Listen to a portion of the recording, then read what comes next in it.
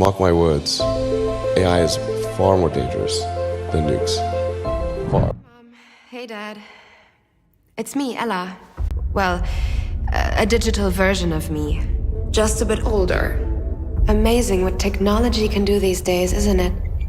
All you need are a couple of pictures, like the ones you share on social media, where they can be taken and used by everybody. I know for you, these pictures are just memories, but for others, they are data. And for me, maybe the beginning of a horrible future. A future where my identity can be stolen just like that. Where I can go to prison for things that I would never do. Imagine my credit score being destroyed, Dad. Or my voice copied to scam you, Mom. Please. I don't want to become a meme, humiliated by everyone at school. And I certainly don't want this. तो अस्सलाम वालेकुम दोस्तों, कैसे हो आप लोग। जहां आज बहुत सारे चैट बोट्स जैसे चैट जीपीटीज बन चुके हैं जो आपको बिल्कुल क्वेश्चन के मुताबिक जवाब देते हैं। वो आपको बिल्कुल क्वेश्चन के मुताबिक ही नहीं बल्कि इंसानों की ही तरह जवाब देते हैं। तो क्या सच में एआई ने इंसानों की तरह सोचना शुरू कर दिया है? मतलब क्या एआई ने भी कॉन्शियस को गेन कर लिया है? तो चलिए इसका जवाब जानते हैं इस वीडियो में।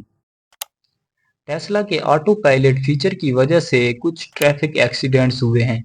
सन 2018 में एक टेस्ला मॉडल एक्स का ड्राइवर ऑटो पायलट पर चल रहा था जब गाड़ी एक बैरियर से टकरा गई, जिसके नतीजे में ड्राइवर की मौत हो गई।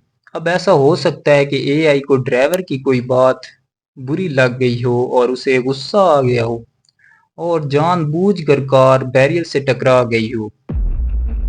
और अब तो एआई का यूज़ बहुत से सेंसिटिव एरियाज में भी हो रहा है, जैसे क्रिमिनल जस्टिस सिस्टम। यूएस में कंपास एल्गोरिथम को यूज़ किया गया था क्रिमिनल के रिस्क असेसमेंट के लिए, लेकिन स्टडीज़ ने दिखाया कि ये सिस्टम बायस्ड था और अफ्रीकन अमेरिकन कम्युनिटीज़ के लोगों को ज़्यादातर हाई रिस्क दिखाता था, जबकि वाइट डिफेंडेंट्स को कम रिस्क पे असेस करता था।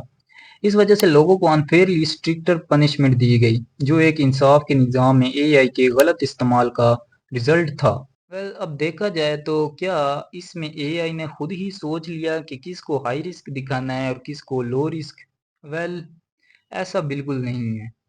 एआई सिर्फ उतना ही सोच सकता है जितना कि उसमें एल्गोरिथम को इंस्टॉल किया गया हो। अब ऐसी बहुत सी स्टडीज़ आपको मिल जाएंगी जो कि इंसानों की फीलिंग्स पे बेस हैं कि क्या सही है और क्या गलत है। इसी डेटा को एआई में इंस्टॉल किया जाता है और वो इसी मुताबिक फैसला करता है। अब अगर क्रिएटिव टास्क को देखा जाए तो एआई लिमिटेड क्रिएटिव टास्क कर सकती है, जैसे AI based art generation, music composition या राइटिंग। फॉर एग्जांपल जीपीटी 3 जैसे मॉडल्स एआई से टेक्स्ट जनरेशन और क्रिएटिव राइटिंग में मदद ले सकते हैं। जनरेटिव एडवर्टिजियल नेटवर्क्स यानी गेन्स एआई को इमेजेस और डिज़ाइंस बनाने में मदद देते हैं। अब आइंस्टाइन ने भी कहा था कि imagination is more powerful than knowledge. हम नॉलेज तो इसमें इंस्टॉल कर सकते हैं, लेकिन इमेजिनेशन एआई में हम किस तरह इंस्टॉल करें? अब इमेजिनेशन से आप नई चीज़ें भी बना सकते हैं, जबकि एआई सिर्फ वहाँ तक इमेजिन कर सकती है जितना उसके पास डाटा हो, जितना कि हम उसमें डाटा इंस्टॉल कर सकते हैं या अब तक कर चुके हैं। अब एआई इंसानों की तरह तो बिल्कुल नहीं सोच सकता। अब जो टेस्ला कार के ऑटो पायलट वाला फीचर से एक्सीडेंट हुआ था वो कोई गुस्सा नहीं था, बल्कि इन्वेस्टिगेशन के बाद पता चला कि ऑटो पायलट सिस्टम ने प्रॉपरली रिएक्ट नहीं किया था। ये इस बात का सबूत है कि एआई बेस्ड सिस्टम्स जब बिल्कुल इंसानी कंट्रोल के बगैर चले जाते हैं तो खतरनाक हो सकते हैं।